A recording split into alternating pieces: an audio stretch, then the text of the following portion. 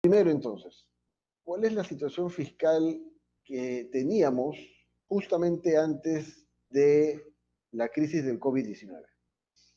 En la gráfica ustedes pueden ver que la variable que tradicionalmente usamos para medir el tamaño de la recaudación tributaria es la presión tributaria. Y de acuerdo a esto, la presión tributaria de los últimos 30 años ha sido bastante volátil. Aquí se muestra el horizonte de los últimos 20 años. Hemos tenido momentos en que hemos llegado casi al 17% del PBI en presión tributaria. Pero casi en los últimos años, últimos 5 años, esta presión tributaria se ha ido desacelerando. Cayó hasta el 12,9 en el 2017 y luego ha subido ligeramente en el 2018 y 2019. El 2020 se avisoraba, se proyectaba que creciera incluso a 14,9. Digamos que niveles pues necesarios para una economía como la nuestra. Sin embargo, como podemos ver aquí, así como en los últimos años se venía desacelerando la presión tributaria, también los gastos corrientes venían incrementándose. Recordemos que la presión tributaria, el tamaño de los ingresos tributarios respecto del PBI, nos dan un indicador de qué capacidad tenemos para gastar. Y lo que estábamos viendo aquí era que a medida que la presión tributaria caía, el gasto corriente iba subiendo.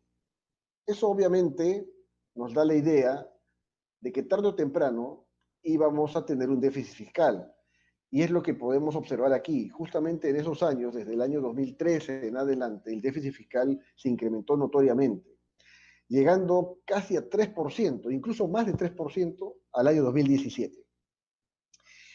Claro, uno podría pensar, ¿un déficit fiscal es bueno, es malo?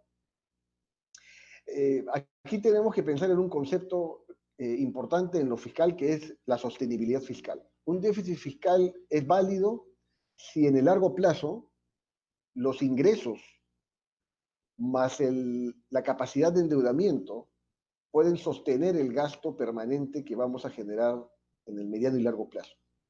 Eso significa que tarde o temprano no podemos solamente fiarnos de la capacidad de endeudarnos, sino también de generar ingresos fiscales permanentes para financiar los gastos permanentes. Así como les dije que el déficit había estado incrementándose, también hay que reconocer que en los últimos años, incluso el año que terminó, el 2019, el déficit llegó a menos 1,6%. Es decir, se logró una reducción muy significativa.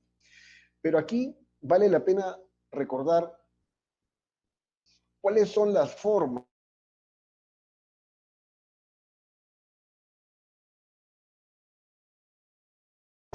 más sanas de reducción del déficit fiscal. Veamos cómo se redujo el déficit fiscal. Y primero, en qué magnitud. Si miramos esta gráfica, parece un poquito compleja, pero fijémonos en la línea verde, yo la veo verde, que dice déficit fiscal ejecutado, 3%, 2,3, 1,8, ¿no? Más o menos 2% al 2020. Esta línea verde es el déficit que se ejecutó cada año, en 2017, 2018, 2019. Y claro está, el déficit fue reduciéndose, ¿ok? Sin embargo, tenemos una línea oscura que va justamente para los mismos años y que es el déficit que se proyectó en el marco macroeconómico multianual, en este documento que nos da las proyecciones más importantes de los datos macroeconómicos y fiscales. Aunque por un momento uno puede pensar que un menor déficit es algo saludable, el problema es que logramos menor déficit de aquel que fue proyectado. Es decir, en el 2018 teníamos margen para tener un déficit de hasta 3,5, pero fue de solo 2,3. En el 2019 pudo ser de 2,9, que nos permitió llegar hasta el 2,9, pero fue de 1,8. ¿Ok? Entonces, hasta ahí puede sonar que hicimos un gran esfuerzo por reducir el déficit. Tanto así que luego en adelante, hasta el año 2004, el MEF ha tenido que hacer un ajuste de, del déficit fiscal, de la proyección, porque legalmente tenía ya que ser menos 1%, lo que ven ustedes aquí. Pero el MEF consideró necesario flexibilizar la meta de déficit y fijó que fuera 1,8 y gradualmente reduciéndose 1,6, 1,3 y 1 recién en el 2024. Les explico. El episodio del año 2017 al 2019 fue un episodio, lamentablemente, de baja ejecución del gasto. Por lo tanto, este déficit reducido se dio debido a que gastamos menos. Ustedes deben recordar que el año pasado cerró con una ejecución promedio del presupuesto de alrededor del 65%. En otras palabras, nosotros logramos reducir el déficit no necesariamente por mayor ingreso, sino por menor gasto. Fijémonos aquí. Acá a la izquierda tenemos el gasto no financiero, ¿no? Proyectado el color azul y el ejecutado el color amarillo. ¿Se dan cuenta que el ejecutado es menor que el proyectado? Eso significa lo que les digo, es decir, tuvimos una menor ejecución respecto del gasto proyectado. Pero ¿qué gasto fue el que más sufrió? Vamos al lado derecho. Al lado derecho nos vamos a dar cuenta que el gasto que más sufrió fue el gasto de capital. Entonces, para resumir, los años recientes han sido años de desaceleración en la presión tributaria, aunque una ligera recuperación en los últimos 2 años. El gasto corriente ha estado incrementándose, el gasto de capital se ha estado desacelerando, la inversión pública, y esa combinación ha hecho que al final el déficit haya sido menor que el que proyectamos. En este caso específico no es algo bueno, porque el déficit menor fue porque gastamos menos. Y lamentablemente lo que gastamos menos fue el gasto de inversión. Muy bien. Ahora, cuando hablamos de política fiscal y de impuestos, hablamos de presión tributaria, hablamos del gasto, de la déficits, de la deuda también. Y sobre la deuda les tengo que comentar que, como ya ha dicho la ministra de Economía en varias ocasiones, el Perú es uno de aquellos países que empieza la crisis con el menor tamaño de deuda respecto del PBI, algo así como 25%. Por lo tanto, es un nivel de deuda que le permite salir al mercado internacional a endeudarse. Eso es correcto. Sin embargo, es importante recordar que la política fiscal, esta decisión de cómo recaudar y en qué gastar, no depende exclusivamente o no tiene como fin único el recaudar recursos para simplemente pensar en utilizarlos en el presupuesto, gasto corriente, gasto de capital, sino que en realidad nos tiene que servir para corregir deficiencias, para cerrar brechas. ¿Ok? Y una de esas brechas es la que, por ejemplo, con la crisis ha saltado notoriamente, como es el tema de los servicios de salud. Pero yo quiero mostrarles otra brecha, otras dos brechas que son menos notorias, pero que son estructuralmente muy graves en el Perú. La primera es la desigualdad. Pueden ver ustedes en la gráfica, buscamos la banderita del Perú, y vemos el famoso coeficiente de Gini, que es aquel que utilizamos para medir el grado de desigualdad de ingresos. Para explicar en sencillo esta gráfica, lo correcto o lo ideal es que el coeficiente en el punto verde, para mí es color así verde, ingreso de mercado, dice, vamos a explicarlo de esta manera. El coeficiente con el color amarillo tiene que estar lo más alejado posible del coeficiente Gini de color verde. Esa distancia tiene que ser la más grande posible. ¿Por qué? ¿Qué significa eso? Significa que la acción de la política fiscal está mejorando o corrigiendo la desigualdad de los ingresos. El antes y el después de los países que se muestran aquí, la región o el grupo de países que mejor corrección introduce a la desigualdad son los países de la OCDE. Pero también está Uruguay. que es el país que le sigue a la OCDE. Lamentablemente, en el caso de Perú, fíjense que el coeficiente de Gini antes y después es el mismo. ¿Esto qué significa? Que en el momento que el Estado recauda impuestos, está extrayendo dinero de las personas y de las empresas, y a su vez con ello va a utilizarlo en el presupuesto. La suma de ambos efectos, retirar el dinero y reintroducirlo a través de servicios y de oportunidades, no cambia la distribución del ingreso. Y este es un elemento fundamental para toda política fiscal.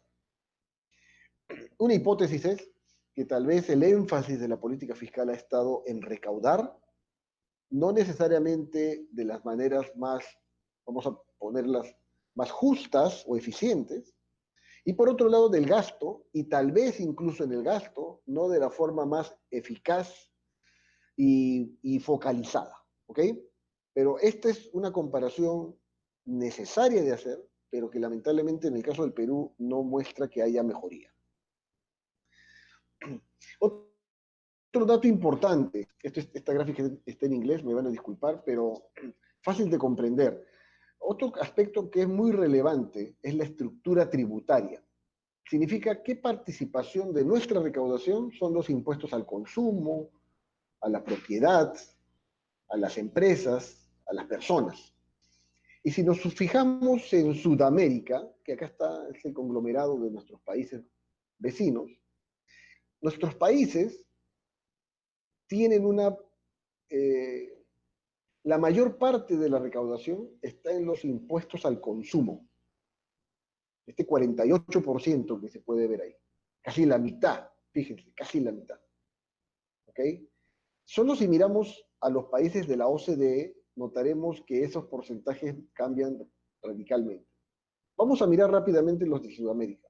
48% en impuestos al consumo, 4,6% en impuestos a la propiedad, casi 19% en aportes a la seguridad social, 15,7% en impuesto a la renta de empresas, 7% en impuesto a la renta de personas. Claramente, la composición de la recaudación en América Latina se fundamenta en impuestos indirectos al consumo, lo cual hace que nuestros sistemas tributarios sean regresivos, es decir, pesen más sobre quienes menos tienen. A diferencia de la estructura o de la composición tributaria de los países más desarrollados, en donde han logrado, fíjense, que la recaudación de impuestos directos sean mucho más fuertes, incluso considerando aquellos vinculados a la propiedad. Muy bien. Esto, aunque parezca mentira, es un elemento muy importante, porque cuando uno diseña política tributaria, es decir, cuáles son los impuestos que tienen que existir en un país, qué tasas deben tener, qué bases tributarias deben tener, es importante ir migrando de una mezcla indirecta a una mezcla más directa de tributación. ¿Ok? Ahora, nos preguntamos, así como sobre la desigualdad, sobre la composición de la estructura tributaria, ¿qué hay sobre la comentada informalidad? El porcentaje de informalidad conocido por nosotros de 70 y tantos por ciento es exclusivamente la que conocemos como informalidad laboral. ¿Ok? Perfecto. Ahora, sin embargo, la gráfica que les traigo eh, está más dirigida, imaginemos la estructura de ingresos de los hogares, desde aquellos que tienen más alto ingreso hasta aquellos que tienen más bajo ingreso. ¿Qué es lo que se observa? Que el ingreso proveniente del trabajo formal está predominantemente concentrado en los niveles de ingreso más altos, lo que acá son los deciles del 5 al 10, mientras que la población con ingresos más bajos, del decil 4 al primero, la mayor parte de su ingreso son trabajo informal, transferencias públicas, es decir, la ayuda del Estado, y eventualmente también transferencias privadas, donaciones, alguna colaboración que la actividad privada les destina. Entonces, esta composición nos dice algo para lo que vamos a ver luego. Nos está diciendo primero que el correlato de esta fuente de ingresos también va a tener un impacto tributario, porque toda esa fuente de ingresos informal no tiene un correlato tributario. ¿Ok? Y por lo tanto, vamos a mirar que la mayor composición del empleo formal está en los niveles de ingreso más altos y por lo tanto serán aquellos que aportan en términos absolutos tal vez más a la recaudación. ¿Ok? Avancemos. ¿Qué está pasando o qué va a pasar? ¿Qué está pasando y qué va a pasar en lo fiscal después de la crisis? Durante y después. Esta gráfica que les muestro es obviamente dramática. Lo que dice es que la recaudación del IGB ha caído en el mes de abril respecto al mismo periodo del año anterior, 34. Hay que recordar que lo que le pasa a la actividad económica le pasa a la recaudación del IGB. Es lo mismo. Y también al del impuesto a la renta. Aparte, que ustedes saben que ha habido una serie de postergaciones de vencimientos, ¿no? Un alivio temporal para el pago. Por lo tanto, la recaudación notoriamente iba a caer. Sin embargo, aquí vemos dos cosas. La caída drástica en el mes de abril y que seguramente se profundizará un poco más en mayo, pero también vemos una línea roja que muestra una tendencia desde el año 2018 a una desaceleración de la tasa de crecimiento. Es decir, hemos estado creciendo, pero a tasas aún bajas. En otras palabras, tuvimos periodos mucho más positivos, fíjense, 2018, 2019, ¿no? 2 dígitos de crecimiento mensual. Pero en los últimos meses del 2019, las tasas han estado un poco ajustadas. Y obviamente a eso se le agrega la caída por la crisis. Si esto pasaba con el IGB, ¿qué le estaba pasando al impuesto a la renta? Fijémonos en la columna que dice abril, es un equivalente a lo que vimos antes con el IGB, y la caída del impuesto a la renta ha sido también muy parecida a la del IGB, 32,7%. Casi 29% en personas naturales, 32% en personas jurídicas. Ustedes pueden ver datos más precisos ahí. Segunda categoría 72%, primera categoría 65%. Obviamente la caída es fuerte. Entonces, eh, recapitulando, hemos tenido un inicio de año marcado por una crisis que ha hecho que la recaudación, que es la que sirve para financiar el gasto, caiga drásticamente. ¿Ok? Estábamos justo con la expectativa de que la recaudación mejorara para ir mejorando el cierre de nuestro déficit fiscal. Pero sin embargo, lógicamente nos enfrentamos a esta situación. Claro, podemos decir que es una situación coyuntural, ¿no? Temporal. La crisis va a durar, se ha iniciado, va a terminar. Pero de lo que ya estamos observando, la recuperación va a ser un proceso lento. No va a ser como un rebote, va a ser un proceso lento. Y esperemos que no sea, que no haya, como algunos dicen, una trayectoria de B doble, ¿no? Es decir, como que uno recupera y luego vuelve a caer. Que sea una recuperación lenta y eso va a impactar en los niveles de recaudación. ¿Qué es otro efecto que la crisis nos puede traer? Mejor dicho, ya nos está trayendo, pero que se puede agravar. Esta gráfica, disculpen que hay una frase ahí como que la mitad que está estorbando un poco. Quiero que se fijen ustedes en la línea roja, que es personas en situación de pobreza, y la línea azulada es PBI per cápita. Esto es para América Latina y el Caribe, 18 países. ¿Qué es lo que nos muestra la gráfica? La gráfica nos dice que a medida que el PBI per cápita mejora, crece, la pobreza retrocede. Es decir, mejor dicho, la pobreza se reduce. ¿Ok? Entonces, cuando ustedes ven el PBI crecer, la pobreza decrece. Pero justamente en los últimos años, y a Perú le ha estado pasando algo parecido, con la crisis, el PBI se está desplomando y por lo tanto la pobreza también está creciendo. Les voy a dar un dato para el Perú.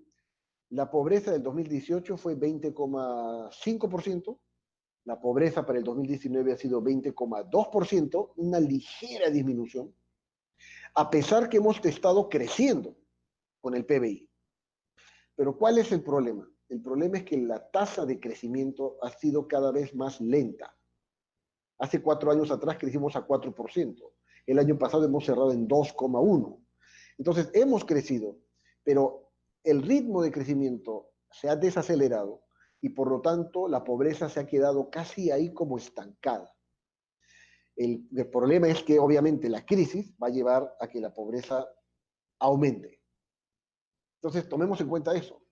Vamos a tener por la crisis una desaceleración, una caída drástica de los ingresos, la capacidad de recuperarlos a través de mayor actividad económica, de la recuperación, va a ser lenta, y por otro lado hay daños colaterales. No solamente podemos pensar en ingresos y gastos, hay daños colaterales. Los daños colaterales son mayor pobreza, tal vez mayor informalidad, o esta esté ahí en su 70-73%, al menos del empleo.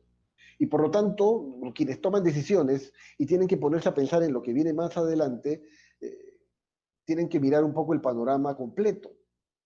Y el panorama completo implica preguntarse qué debo tomar en cuenta para si yo quisiera hacer ajustes al sistema tributario. Fíjense, algunas de las recomendaciones que organismos como el Fondo Monetario, la CEPAL, el Banco Interamericano de Desarrollo están planteando,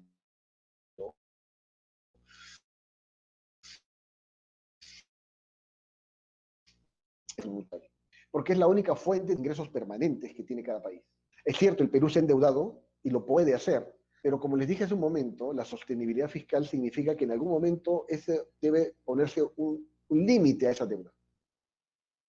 Porque finalmente, como lo dijo la ministra de Economía ayer, son otras generaciones las que van a tener que pagarla.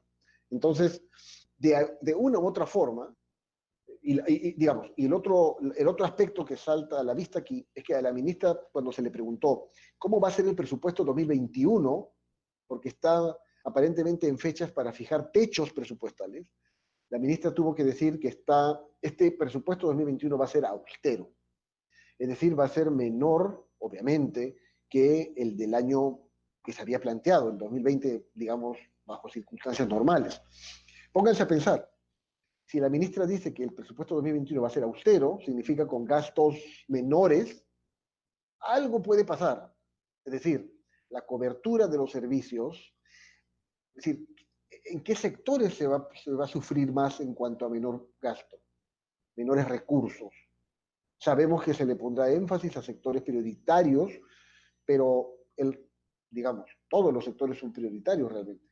Ahora, a raíz de la crisis, tal vez algunos hayan tomado mayor relevancia, pero no es nada bueno pensar en la posibilidad de reducir los gastos, pero ella ya lo planteó así.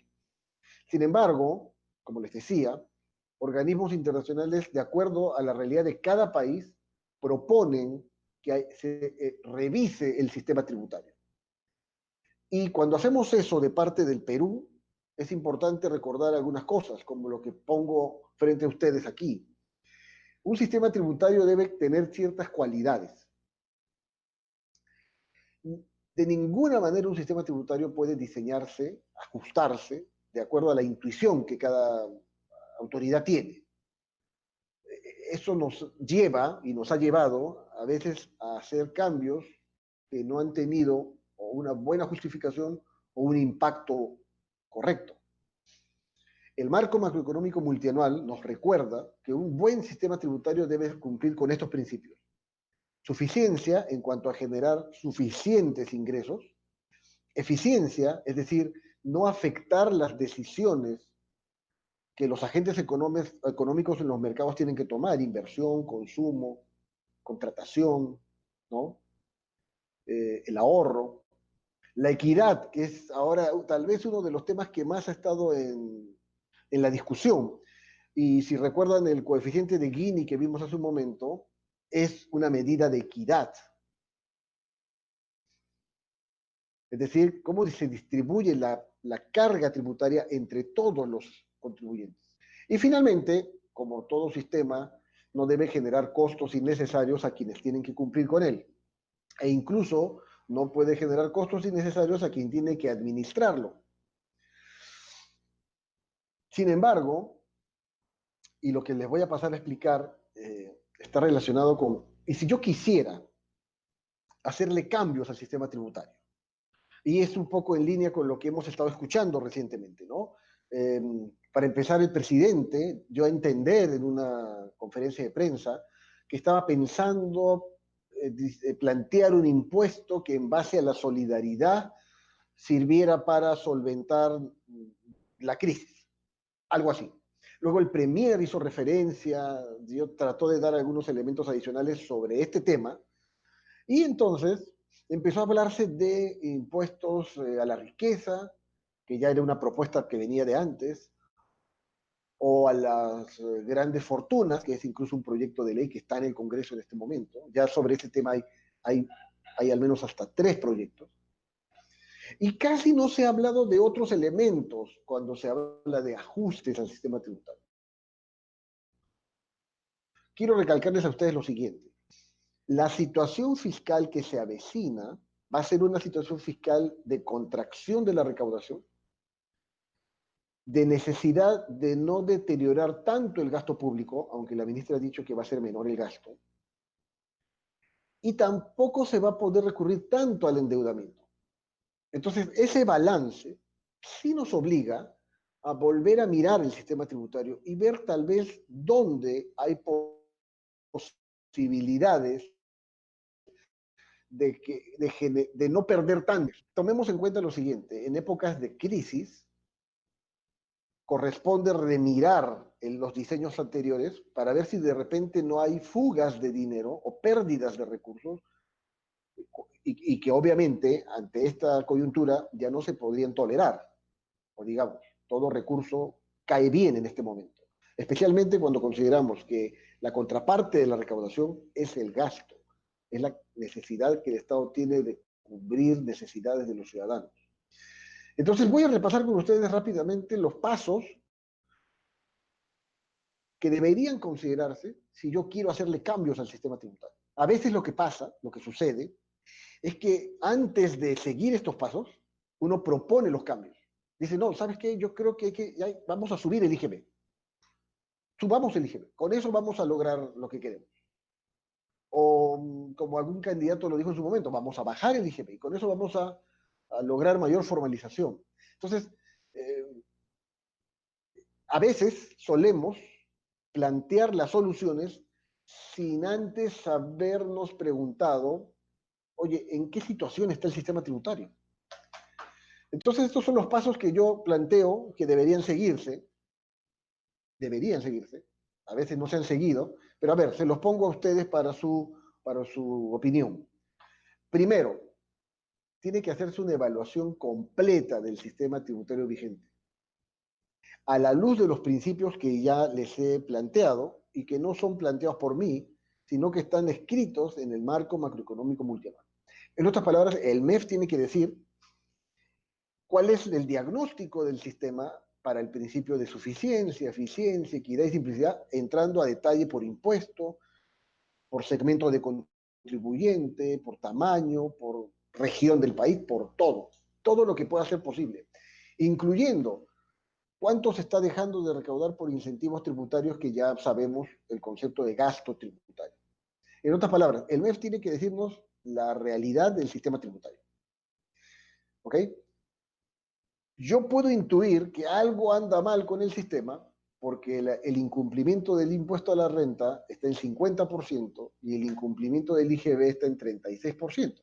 Entonces, eso ya me da una idea de que algo debe estar no del todo perfecto. ¿Ok?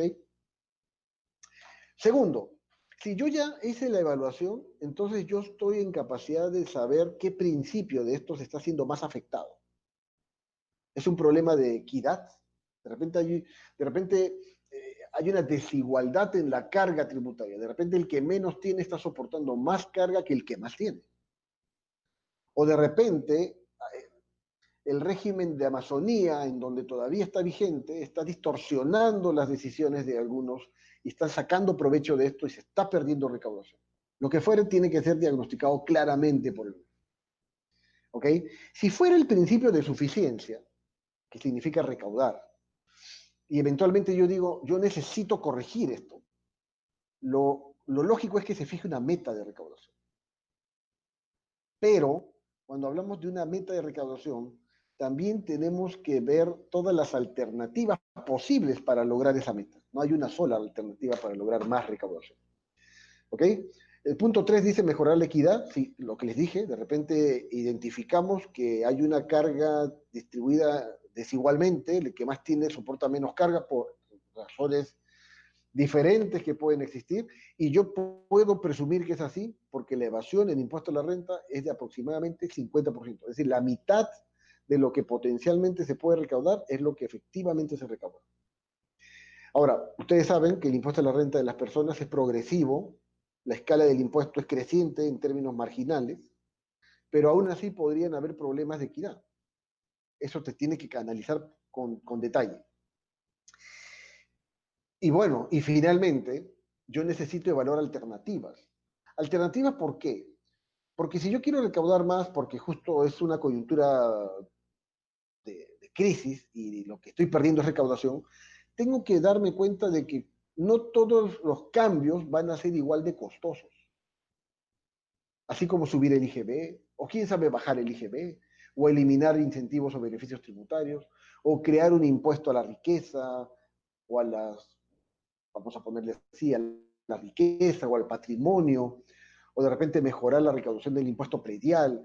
Cualquiera sean las alternativas, yo necesito hacer una evaluación de en qué me beneficia y en cuánto me beneficia y en qué me perjudica. Porque lo correcto es que la opción que yo adopte no debe generarme perjuicios. Al menos los beneficios deben ser superiores a los perjuicios. Y finalmente, de ese análisis, yo puedo determinar cuál es la mejor forma de llevar adelante este cambio. Recuerden una cosa, las reformas tributarias o los ajustes al sistema tributario no, tienen de política económica, pero también tienen de economía política. Es decir, quiénes son los ganadores y los perdedores, quiénes pueden estar a favor y en contra de estos cambios, cómo vendo los cambios, o cuál es el momento más oportuno para plantear los cambios, especialmente si por ahí voy a generar más carga tributaria para algunos, tengo que saber cómo voy a poder lidiar con eso, porque más allá de que haya una facultad legal de imponer la tributación, lo importante es que al final la tributación que yo imponga o el ajuste que yo cree no vaya a ser simplemente mmm, no asumido del todo. Es decir, que justamente se adopten comportamientos o conductas para tratar de evadir esa carga. Por eso es que estos ajustes no pueden incluso hacerse tanto a las espaldas de la actividad productiva. Necesito tomarlo en cuenta y quién sabe incluso discutirlo abiertamente. Nosotros yo sé que hemos tenido formas distintas de plantear cambios tributarios. Simplemente, pues, esto es lo que hay y esto es lo que es y aquí está, a partir del lunes, a partir del 1 de enero o como fuera. Yo les estoy planteando aquí cuál es la secuencia razonable para hacerle cambios al sistema tributario. Y concluyo con este mensaje, digo, plantear un nuevo gravamen sin el debido análisis de esta naturaleza, como yo se los planteo, es irresponsable en términos de política tributaria. ¿Por qué? Porque el sistema tributario, yo estoy seguro que ustedes lo entienden y como yo, es complejo. Es decir, los ajustes a un sistema pueden generar efectos colaterales difíciles de identificar. Fíjense, el régimen tributario de empresas está fragmentado en varios regímenes. Teníamos a un RUS, un RER, luego el general, ahora tenemos un MIPE tributario que está por ahí. Entonces, la reacción, la respuesta ante los cambios en los regímenes no es algo simple. Incluso no es simple de anticipar. Bueno, para eso tenemos al Ministerio de Economía y Finanzas, lógicamente. Propuestas de ajustes al sistema tributario. En la coyuntura que yo les... Eh, estamos en una necesidad. Obviamente la tarea la debimos haber hecho antes. Es decir, si estábamos empezando en 14%, 14,3% de presión tributaria este año, hubiera sido distinto que empezáramos el año con 15 o 16%, ¿no? La caída hubiera sido menos drástica, pero bueno, fue lo que fue. Entonces hemos caído desde el 14, hemos caído 30% en recaudación en el mes de abril, junio va a ser aún más dramático. La ministra ha dicho que vamos a ajustar el gasto para abajo. ¿Por qué? Porque si yo quiero equilibrar las cuentas y la recaudación ha caído, tengo que balancear el gasto también hacia abajo, pero eso es indeseable.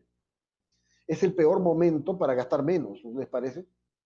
Por eso, esa es la razón por la que entiendo. Se, Primero, esa es la razón por la cual yo planteo la revisión del sistema tributario. Pero ya se vienen planteando propuestas muy puntuales de ajuste al sistema tributario, como las que yo pongo ahí, la riqueza, las grandes fortunas, ¿no? Yo voy a hacer una descripción rápida de los puntos a considerar en el caso de evaluar estas propuestas. Mi apreciación particular es que la revisión del sistema tiene que ser completa, integral. ¿Por qué? Porque la interacción que tienen las cargas tributarias en todo, en el consumo, en la renta, en el patrimonio, en todo. Y porque mucho de la desigualdad que vemos y de estas cargas que parecen algo mal distribuidas es resultado de que el sistema tributario no se ha cambiado por hace casi 30 años. Piénsenlo de esa forma. El sistema tributario peruano no ha sufrido cambios sustanciales desde los años 90. Ha tenido pequeños ajustes, pero ninguna reforma sustancial. Por lo tanto, no se ha tenido la capacidad de hacerlo más equitativo y hemos dejado de que sea más regresivo. Lógicamente, al transcurso de los años y en una situación de crisis, lo que yo más voy a observar es la desigualdad y lo injusto de la desigualdad. Y por lo tanto, las propuestas que van a surgir más naturalmente son las que están aquí planteadas, a los que más tienen y a través de algún concepto de riqueza. Mis planteamientos para evaluar, porque yo siempre voy a poner la evaluación por delante, ¿no? La evaluación de estas propuestas o similares, primero, ¿hay alguna otra alternativa para lograr la misma recaudación? Ya el Premier en algún momento lanzó una cifra, pero yo voy a hacer como que no la escuché, porque para determinar cifras necesitamos, como ustedes bien saben, determinar la base correcta. ¿Qué cosas son? ¿Qué va a grabarse? Se habla de riqueza. ¿Qué es riqueza? Patrimonio, activos. ¿Cuál va a ser la forma de determinar el valor neto de esos activos? El límite inferior, es decir, a partir de dónde voy a determinar que va a aplicársele la carga tributaria nueva, a partir de qué nivel. Eso va a depender de la estructura de ingresos, algo de lo que les mostré hace un momento. O de repente lo voy a hacer de una manera mucho más radical, no sé, yo sé que hay una cantidad de peruanos que tienen una riqueza que supera no sé cuántos millones. Fíjense, lo más coherente es que en el diseño tributario yo no me base en la intuición, la determinación para que el Ministerio de Economía y Finanzas no pierda credibilidad, porque fíjense una cosa, lo que está detrás de los cambios al sistema tributario son la afectación a la credibilidad del que lo está diseñando. Entonces, tampoco puedo yo permitir que el Ministerio de Economía y Finanzas salga con una definición imprecisa, que ni siquiera esté en capacidad de controlarse adecuadamente, que al final de cuentas tenga yo que creer en lo que se me dice. ¿Se dan cuenta? Por eso, aparte, la determinación de la tasa o alícuota. Hay propuestas que hablan del 1, del 2, el 3%. Todo eso tiene que ser balanceado, calibrado con la base y con la tasa. Los costos de administración, ¿qué significa? Voy a tener que invertir en algo como con el responsable de fiscalizar o controlar. ¿Qué tan difícil va a ser para mí cuestionar lo que se me está mostrando? ¿Voy a tener alguna fuente alternativa para contrastar lo que me dicen? ¿O simplemente voy a que me declaren lo que ellos consideren y yo simplemente multiplico y se acabó? Lo cual, una vez más, si es así, le resta credibilidad al diseñador de la política tributaria. Y se percibe más el gravamen como A veces mi visión en ocasiones es como una especie de castigo, pero nosotros no podemos diseñar un régimen tributario o un gravamen nuevo en base solamente a una percepción general de lo injusto, ¿ok? Yo lo que les estoy diciendo es que nosotros necesitamos aterrizar esa percepción de lo injusto en cifras. Y una vez que tenga bien comprendida mis cifras, ver hasta cuánto es posible que yo pueda generar un gravamen. E incluso podría intentar hacer ese gravamen conversado con los entes, personas o entidades que van a estar sujetas del gravamen. Por eso el último punto que yo pongo es el del grado de certidumbre de la base. Si no hay certidumbre sobre la base, estoy perjudicando al diseñador tributario. En adelante nadie va a tomar seriamente al Ministerio de Economía y Finanzas en materia tributaria. Y eso es lo peor que podemos hacer. Este es un dato importante, ya estoy terminando, y que nos dice, un poco para tratar de entender qué es lo que está pasando en los niveles de ingresos más altos, ingresos para renta, que la población que tiene mayores ingresos los obtiene no por las rentas del trabajo, sino mayoritariamente, ¿no? Fíjense que la renta del trabajo es este color amarillo clarito de acá. A medida que el ingreso aumenta, lo que es más fuerte en la renta son los ingresos provenientes de la renta de primera y de segunda y dividendos y ganancias de capital. ¿Se dan cuenta? Y eso es importante, porque significa que tal vez por alguna razón la aparente progresividad del impuesto a la renta no es totalmente equitativo en la práctica. Mis recomendaciones finales. Lo que les dije, fundamental exigir al MEF un informe detallado del sistema tributario. Para mí, en cada presentación del presupuesto del Ejecutivo al Congreso, tiene que venir un informe detallado de la situación del sistema tributario vigente por parte del MEF. Si eso no ha sucedido, porque en realidad no ha sucedido nunca, es porque de alguna manera el Congreso tampoco le ha puesto interés a hacerle ajustes a la política tributaria, sino más bien a añadirle gastos al presupuesto. Lamentablemente ahí tenemos dos entes que cada quien trata de no exigirle mucho al otro. Segundo, conocer, y eso lo vamos a saber en pocos días aparentemente, la proyección de ingresos del próximo año. ¿Por qué? Porque en ese momento vamos a saber de dónde necesitamos sacar ingresos. O por qué no también pensar reducir gastos tal vez ineficientes, innecesarios. Porque lo peor que podríamos hacer es plantear un presupuesto donde el gasto se reduzca injustamente.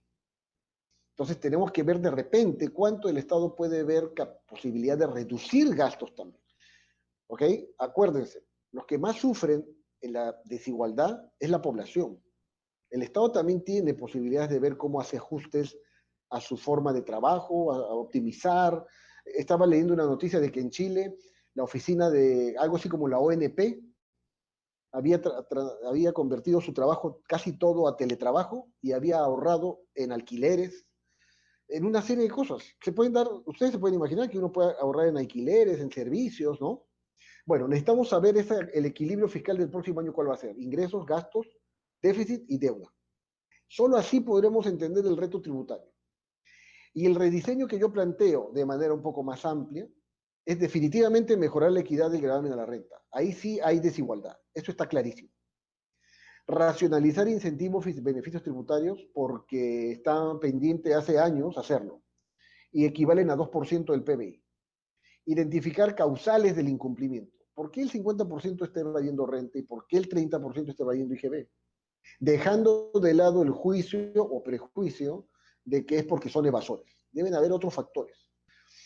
Tengo que evaluar la tributación, hacerla compatible con la productividad y la competitividad. Yo no puedo de ninguna manera diseñar sistema tributario si no veo de cerca qué le estoy haciendo a la estructura productiva.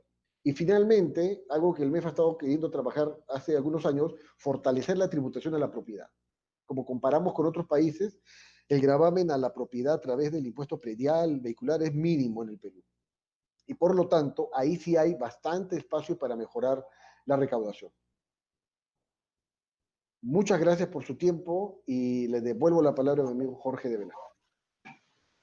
Estimado Marcel, muchísimas gracias. Estupendo tu análisis. He sido, digamos, para la profundidad que tiene, creo que lo has simplificado bastante bien para que podamos entender todos aquellos que no son economistas. Y bueno, quiero pedirle disculpas a los que nos están siguiendo porque al inicio hubo unos problemas técnicos que no se pudo escuchar. Entonces, no, digamos, ahí yo lo que trataba de resaltar eran los tres aspectos positivos que tiene nuestra economía y los tres aspectos negativos. Y un poco que coincide con el desarrollo que has realizado, Marcelo. Yo hablaba de los aspectos positivos, por ejemplo, que nuestro país en los últimos 20 años ha crecido 4.5 veces desde el punto de vista del PBI. O sea, la producción a nivel de PBI es un éxito en 20 años, o sea, el modelo ha funcionado. ¿Qué otro aspecto importante tenemos? La estabilidad macroeconómica. Si miramos el tipo de cambio, la inflación, digamos, el nivel de endeudamiento, que tú hablabas, que ahora estamos alrededor del 25% del PBI, ¿no?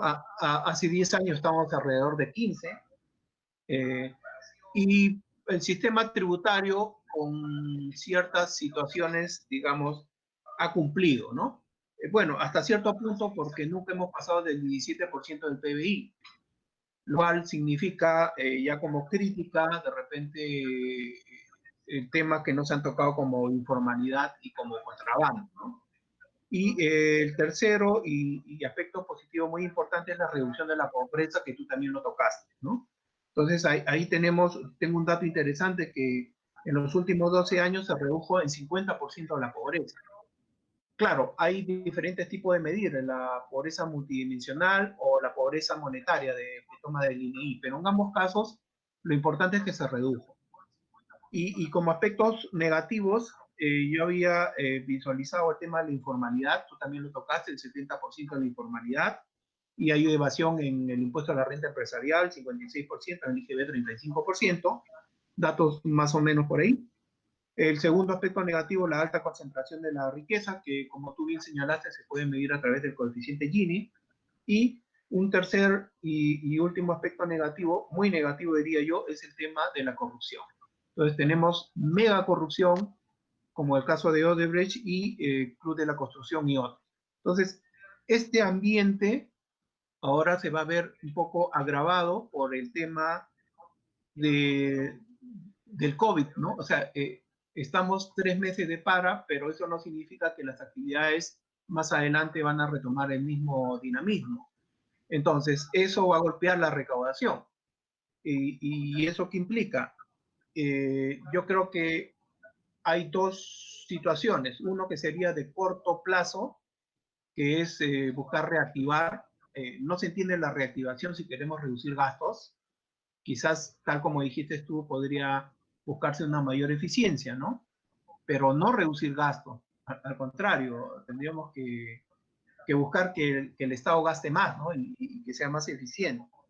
Y, y como estamos el próximo año en el bicentenario y además es un año electoral, las propuestas obviamente van a venir por el tema tributario. Entonces yo no creo que el gobierno actual, digamos, pretenda hacer un cambio en el sistema tributario, ya le queda poco tiempo. Además, no hay un mandato del votante, ¿no? Porque prácticamente ellos no han planteado un escenario de crisis y esta situación. Por eso yo creo que ahí digamos, la forma de obtener recursos va a ser el endeudamiento, ¿no? Ahora, es correcto y es sano que una economía base su recaudación en impuestos.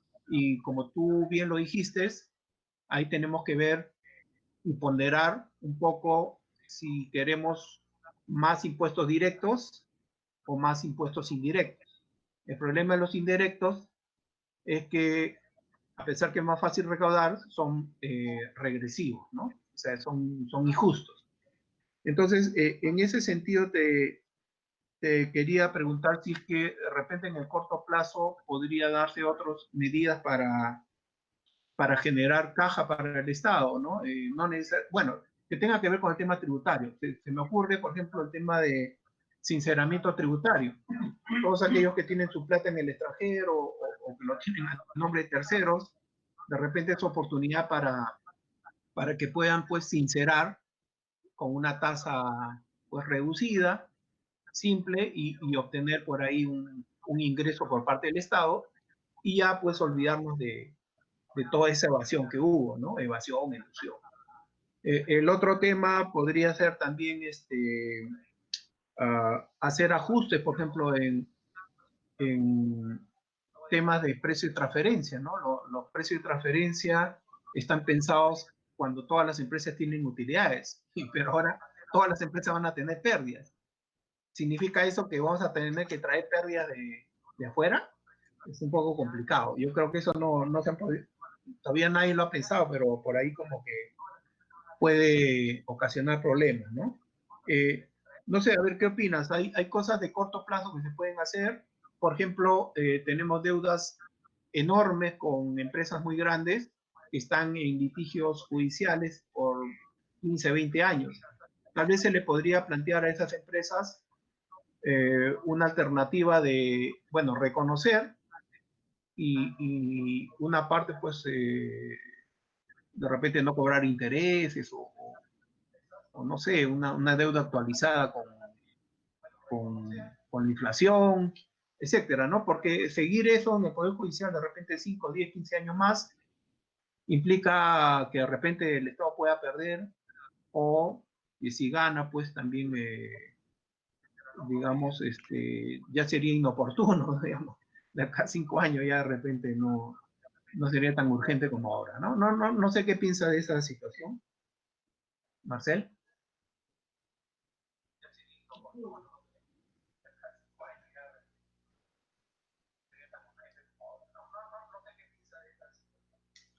Sí, Jorge, tú planteas una inquietud muy válida de cómo atacar el corto plazo.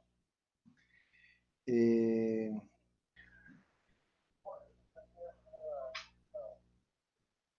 por ejemplo, mencionas algo del consideramiento, de repente algo a hacer con las deudas que están con mucho retraso en su recuperación.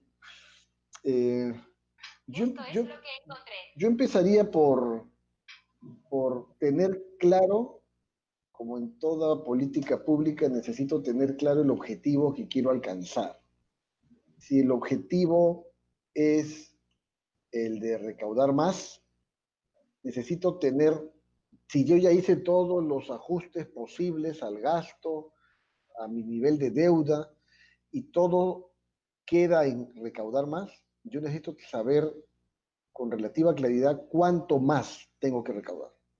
Digamos, Claro. la coyuntura se vuelve así, ¿no? Necesito saber cuánto más para ver cómo busco la combinación suficiente para llegar a eso.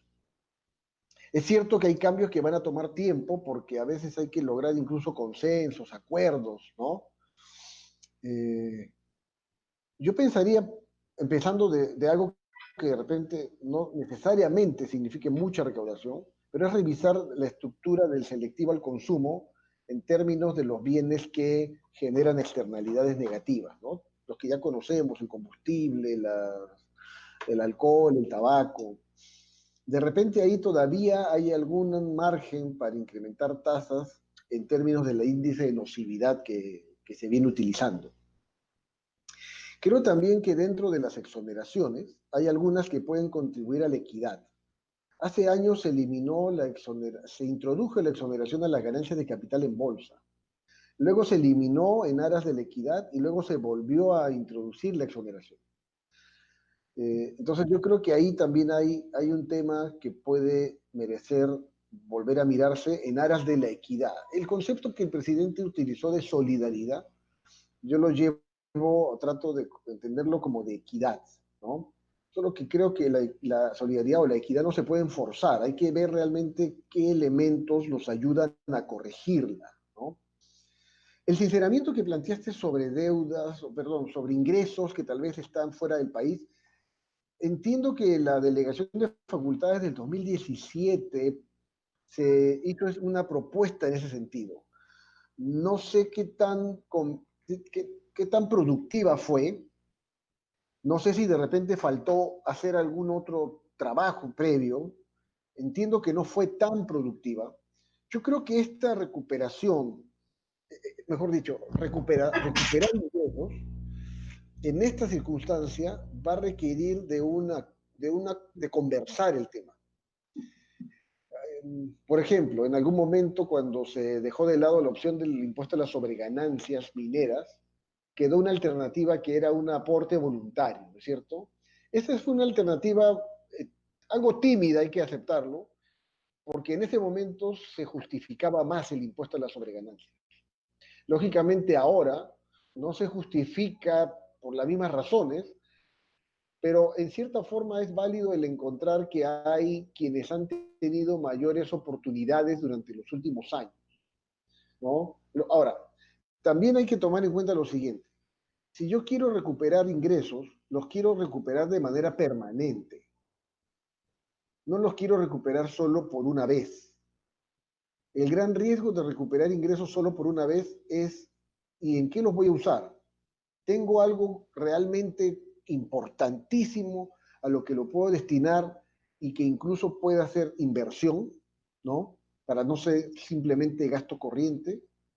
Ese también es un elemento que hay que considerar cuando se hacen propuestas de impuestos temporales o cuando se planteó lo de la riqueza. Todavía, como les digo, con tal vez no total seguridad de cómo es, pero se planteó como algo por un mes, por 2 meses. La recaudación temporal primero que tiene que tener un destino muy claro, ¿no? Muy potente, porque en realidad lo que queremos es recuperar la recaudación permanente.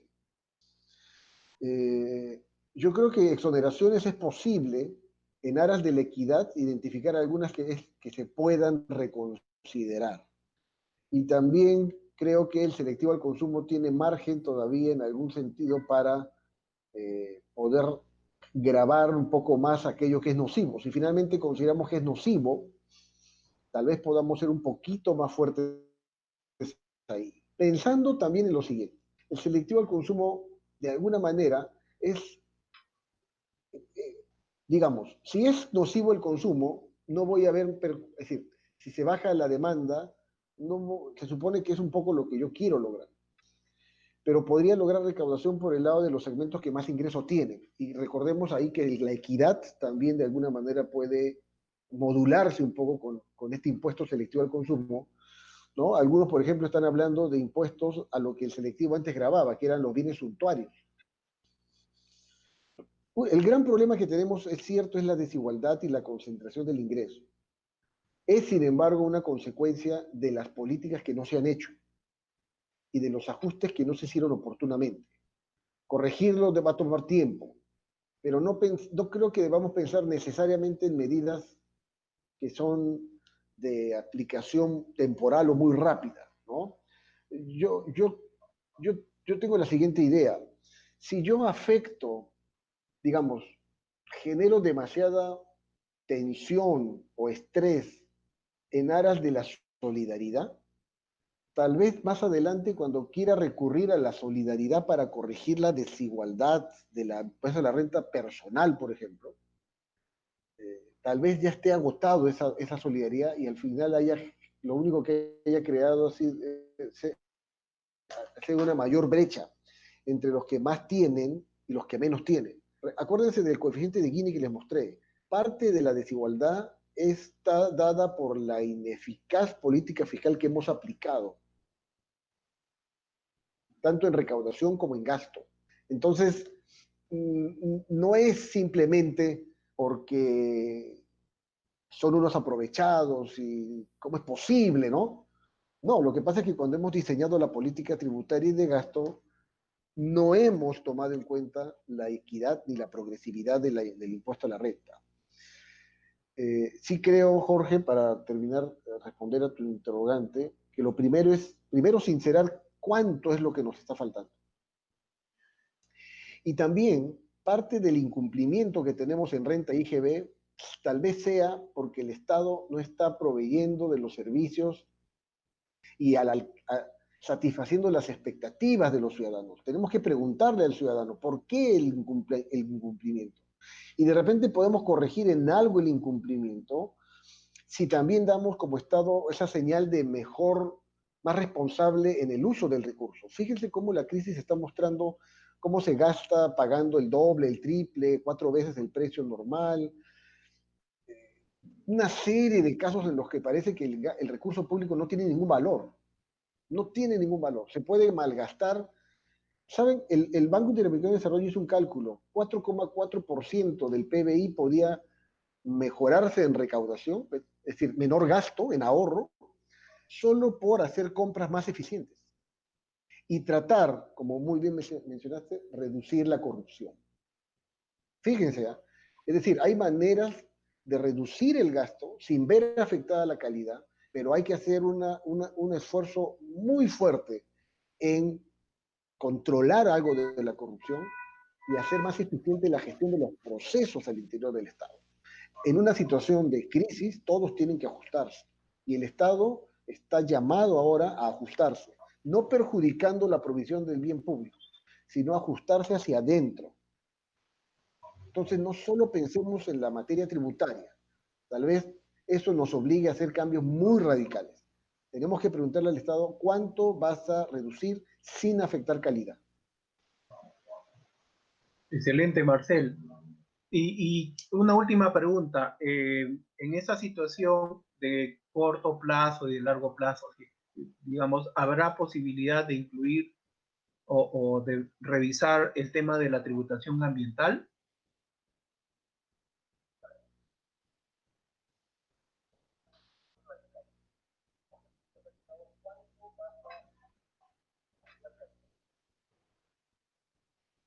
¿Me escuchaste, Marcel?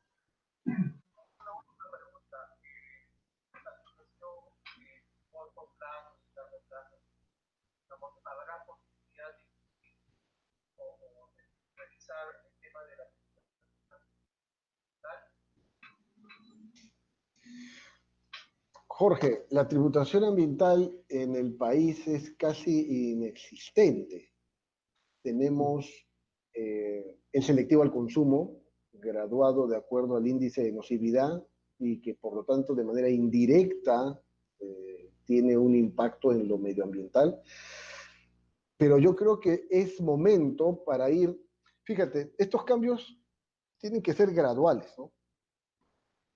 Creo que la crisis tiene que aprovecharse para sensibilizar un poco más en cuanto a cómo perjudicar menos el entorno para que también haya menos presión al gasto público para asumir ese perjuicio. Y no solamente el gasto público, también el gasto privado.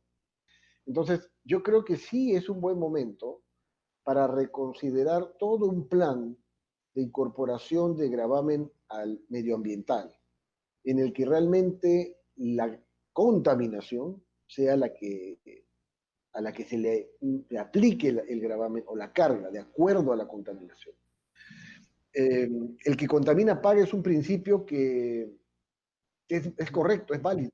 Nosotros no lo tenemos en nuestra legislación. Nosotros tenemos en materia ambiental legislación que establece límites máximos y sanciones si se incumplen, pero recuerden una cosa, el ingreso ayuda a financiar gastos y la brecha en el tema medioambiental es muy amplia. Todo lo que la crisis ahora, el confinamiento nos ha enseñado de toda la reducción en emisiones en el ambiente durante estos meses, toda la menor contaminación auditiva que también se ha estado dando, deberíamos tratar de mantenerlo. Y ahí yo creo que es un buen momento para pensar qué mecanismos utilizar para tratar de no perder un poco de lo ganado en esta materia. Yo creo que el tema tributario es, en el marco de la equidad y la eficiencia, un instrumento válido para ir tanteando y no quedarnos atrás en materia de imposición al medio ambiente. Nuestros países vecinos tienen ya esquemas de imposición medioambiental mucho más explícitos. Excelente, Marcel. El sistema tributario peruano debe teñirse de verde. Todos estaremos apoyando eso donde nos corresponda.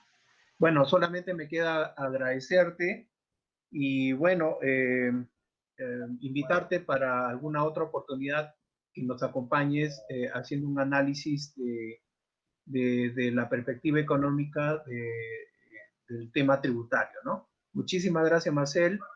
Un abrazo recibe de parte de todos los contadores. Muchas gracias.